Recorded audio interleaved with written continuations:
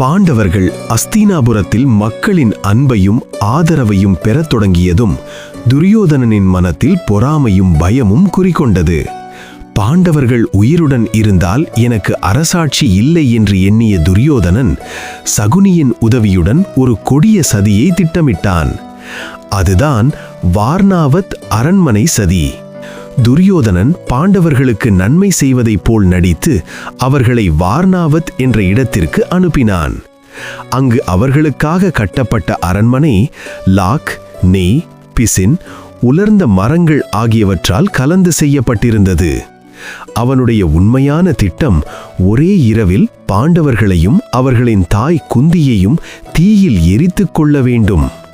பாண்டவர்களின் தாய் குந்தி மூத்தவர்களை நம்பி தன் மக்களுடன் வார்ணாவத் சென்றாள். அவளும் இந்த அழிவு சதியின் இலக்காக இருப்பதை அவள் அறியவில்லை. அந்த சதியை உணர்ந்த விதுரன் யுதிஷ்டிரனிற்கு மறைமுகமான வார்த்தைகளை எச்சரிக்கை அளித்தார். அரண்மனையிலிருந்து தப்பிக்க ஒரு இரகசிய சுரங்கப்பாதை தோன்றச் சொன்னார்.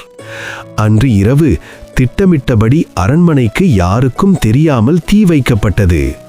ஆனால் குந்தியும் பாண்டவர்களும் அந்த சுரங்கப்பாதை வழியாக தப்பிச் சென்றனர். உலகமெல்லாம் குந்தியும் பாண்டவர்களும் இறந்து விட்டார்கள் என்று நம்பியது. மனம் உடைந்த குந்தி இனி அஸ்தினாபுரம் திரும்பி போக வேண்டாம் என்று தன் மகன்களுடன் காட்டில் மறைந்து வாழ முடிவெடுத்தனர். துரியோதனன் தன் சதி வெற்றி பெற்றதாக மகிழ்ந்தார். ஆனாலும் அவனை அறியவில்லை, அந்த தீதான் குருஷேத்திர போருக்கான அடித்தளம். சதி எப்போதும் தர்மத்தை வெல்ல முயலும், ஆனால் தர்மம்தான் வெல்லும்.